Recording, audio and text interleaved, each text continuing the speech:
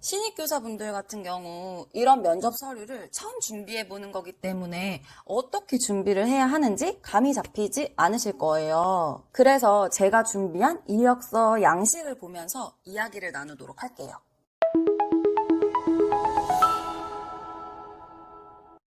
안녕하세요. 유튜브 써니유치원의 써니쌤입니다. 이제 곧 유아교사로서의 삶에 입문하기 위해 취업 준비를 하게 될 텐데요.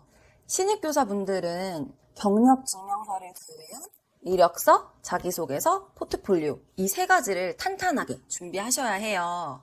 이런 면접 서류를 처음 준비해 보는 거기 때문에 어떻게 준비를 해야 하는지 감이 잡히지 않으실 거예요. 그래서 제가 준비한 이력서 양식을 보면서 이야기를 나누도록 할게요. 예시로 이렇게 제가 이력서를 작성해 봤어요. 이력서는 심플하고 한눈에 잘 보이면서 약간은 튀게 작성을 해주시는 게 중요해요. 원장님들이 한두 명의 이력서만 보는 게 아니라 수많은 이력서를 받을 텐데 이때 눈에 띄지 않으면 1차 서류 전형을 통과하기가 어렵겠죠. 내 이력서가 잘 보이게 작성하는 게 중요해요. 이렇게 첫 줄에 이력서라고 표기하기보다 저를 알려줄 수 있는 문장으로 작성을 하라고 권해드려요. 첫 줄만 봐도 더 보고 싶은 마음이 들게 이력서를 제출한 사람에 대해 궁금한 마음이 생기게 작성을 하는 것이 포인트예요. 그리고 인적사항, 학력사항, 주요 경력, 자격 및 이수사항 등을 작성하게 되는데 날짜 작성 시 이렇게 대학교, 고등학교, 중학교 등의 순으로 최근 연도 순으로 작성을 해주셔야 해요. 신입교사분들은 주요 경력에 쓸 내용이 대부분 없으시겠죠. 이 칸은 빼주셔도 되는데 만약 한 페이지를 다른 부분으로 다 채우기가 어렵다 하시면 이 부분에 실습 기간명을 넣어주시는 게 좋아요. 보통 신입교사 면접을 볼 때 실습 기간을 물어보는 원장님들이 제법 계시거든요. 그렇기 때문에 주요 경력 부분에는 실습 기간명으로 관찰 실습, 본 실습 등의 기간명으로 채워주시면 좋을 것 같아요. 그리고 자격 및 이수사항 부분이에요. 이 부분은 이력서에서 가장 중요하다고 해도 과언이 아니에요. 여기에는 최대한 많은 것들을 적어주시는 게 좋은데 그렇다고 면허증 같이 유아교사의 업무에 큰 도움이 되지 않는 관련 없는 자격증을 적어주시면 안 되겠죠. 최대한 유아교사 업무와 관련 있는 자격증을 우선으로 가장 윗칸에 잘 보이게 적어주셔야 해요. 예를 들어 회계 관련 자격증과 생태유아 지도사 자격증이 있어요. 그럼 그 둘 중에 유아교사와 관련된 자격증은 무엇일까요? 당연히 생태유아교사 자격증이겠죠. 그럼 그것을 쓴 위로 잘 보이게 순차적으로 작성을 해주시는 게 좋아요.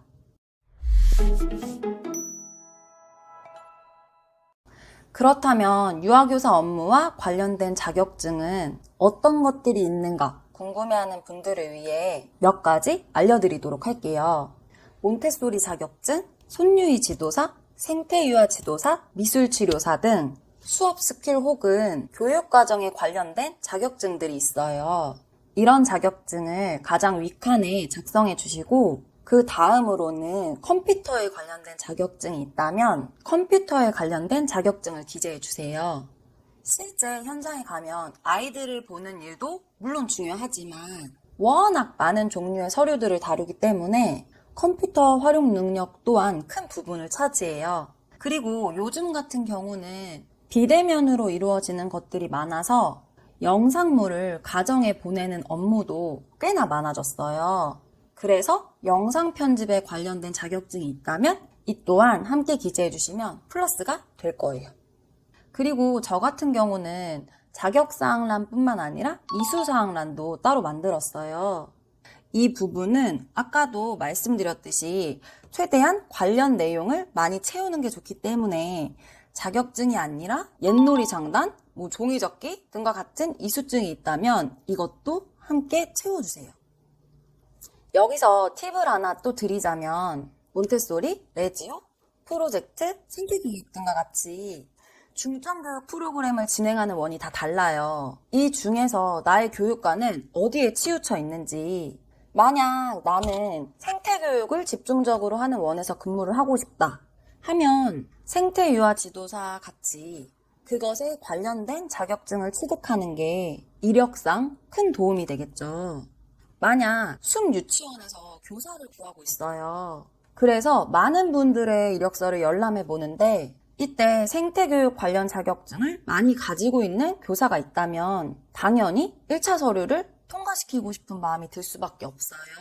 먼 길을 돌아가지 않으려면 적어도 내 교육관이 어느 쪽과 가까운지, 내 성향이 어느 교육 프로그램과 잘 맞을 것 같은지 정도는 취업 준비를 본격적으로 하기 전에 생각하셔서 스펙 또한 함께 키워주시면 정말 크게 도움이 되실 거예요. 다음은 자기소개서예요. 저는 이렇게 성장과정, 성격 및 장단점, 입사 후 포부 3가지로 나눠서 작성을 했어요. 이 또한 소제목처럼 하나하나 제목을 달아서 눈에 띄게 해주었는데요.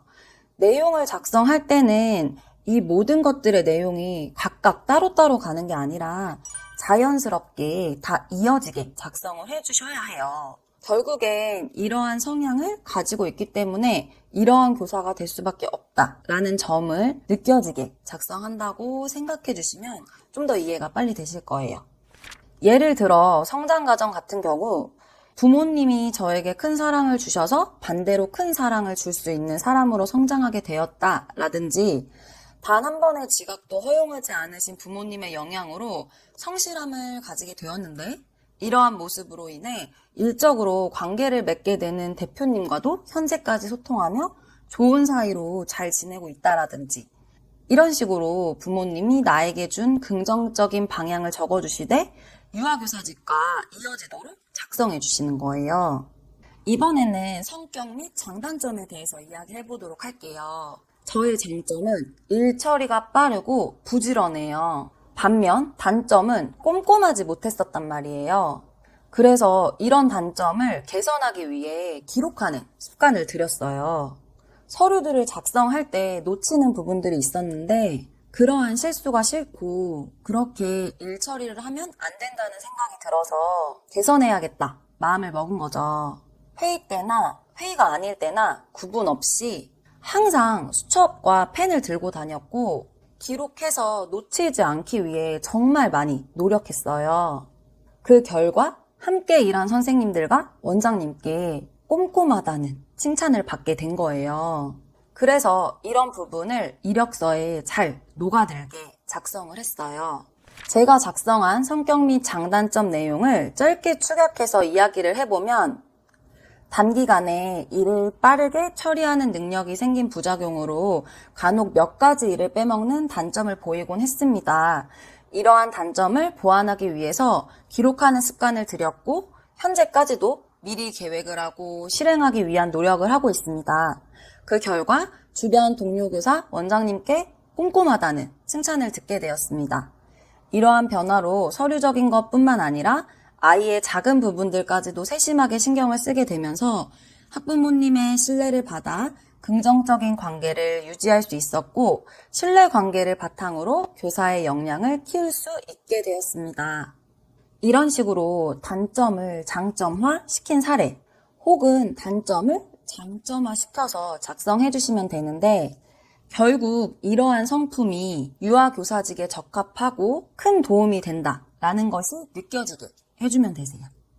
마지막은 입사 후 포부예요. 특히 신입교사의 이력서다 하면 이 부분을 중요하게 보시는 원장님들이 많을 수밖에 없어요.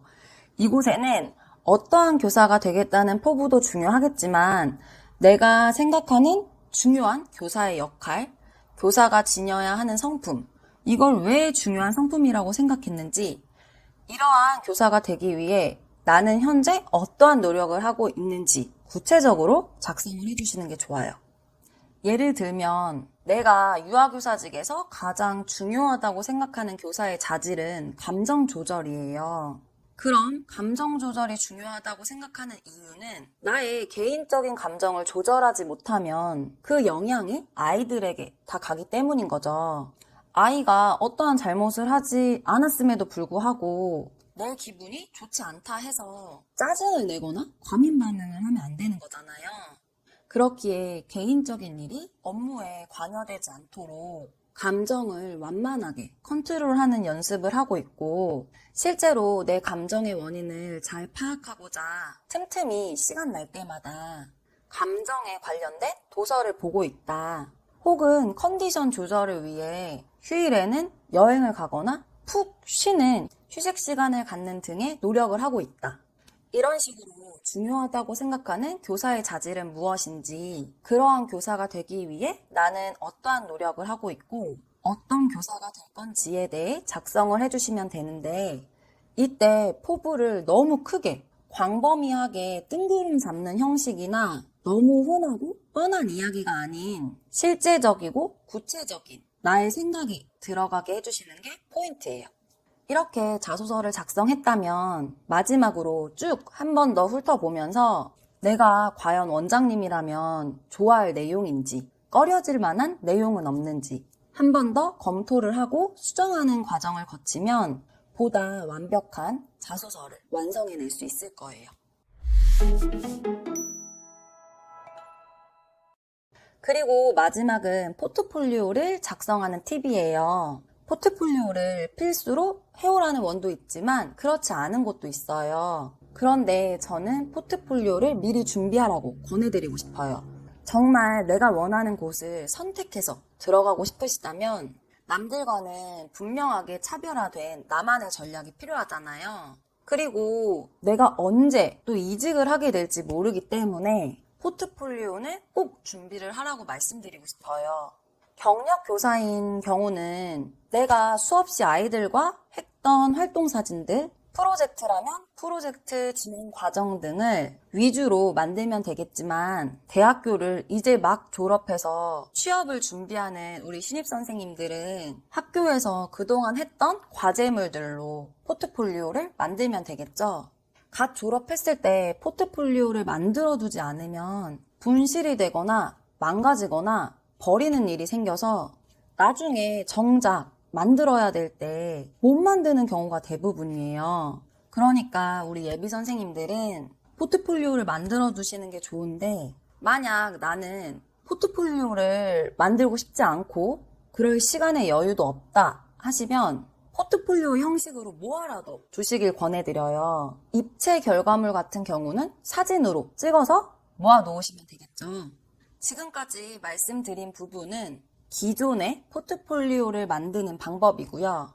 나중에 경력 교사가 됐을 때 포트폴리오를 만드는 팁에 대해서 알려드리자면, 유아 학급 운영을 위해 혹은 안전을 위해 변화시켰던 부분을 함께 넣어주시는 거예요. 예를 들어 쌓기 영역과 역할 영역에 놀이하는 유아들이 많아지다 보니까 자꾸자꾸 부딪히는 거죠. 그래서 쌓기 영역과 역할 영역을 다른 영역보다 더 크게 공간을 확장시킨 전후 사진이라든지, 복도에서 자꾸 아이들이 뛰면서 화장실을 오고 가서 부딪히는 일이 발생하는 거예요. 그래서 꼬마 선생님을 정한 후 교실 문 앞에 앉혀서 화장실을 멋지게 걸어 다녀오는 아이에게 손바닥 치기 장난감으로 하이파이브를 해주는 프로그램을 만들었다는 게 보여지는 사진이라든지, 이런 식으로 신선하게 만들어주시는 거예요. 꼭 수업의 결과물만 포트폴리오에 들어갈 필요는 없는 것 같아요. 얼마만큼 교사가 아이들을 위해 끊임없이 연구하고 발전시켜 나가는지 보여준다는 것에 초점을 맞춰서 준비를 해주시면 좋은데, 실제로 원장님들께서 이런 부분을 중요하게 생각하시고 끊임없이 연구하고 반영하는 교사를 선호하기 때문에 이 부분을 꼭 기억하셔서 교사로 근무를 하시면서 이런 사진들을 찍어 모아놓으시면 좋아요. 지금은 졸업 후에 취업을 준비하는 게 당연히 가장 중요하겠지만, 나의 교사 생활을 한 곳에서만 할지 여러 곳에서 하게 될지 알 수 없기 때문에 이런 부분들을 기억해서 미리미리 수집해 놓으시면 나중에도 남들과 차별화된 면접 서류들을 만들어내실 수 있을 거예요. 이게 단순히 원장님께 잘 보이기 위해서, 서류 전형을 통과하기 위해서만이 아니에요. 실제로 이렇게 반성적으로 사고하고 반영해 나가면 교사로서의 전문성도 훨씬 업그레이드 될 수 있고 학급 운영도 진짜 안전하고 즐겁게 할 수 있어요. 그렇기 때문에 이 부분 꼭 참고해 주시고요. 이력서, 자기소개서, 포트폴리오를 준비할 때 주의해야 하는 점 몇 가지만 알려드리고 마무리를 하도록 할게요. 첫 번째, 길이가 길다고 다 좋은 건 아니에요. 경쟁력 있는 이력서를 작성하시는 게 중요해요. 길이가 짧아도 눈에 띄고 임팩트 있는 자소서, 궁금증을 자아내는 그런 이력서, 길이를 너무 길게 하시면 오히려 지루하게 느껴져서 끝까지 읽지 않게 될 수도 있다는 것. 오히려 단점으로 작용될 수 있다는 점을 기억해 주세요. 그리고 두 번째는 진실되게 작성해야 해요.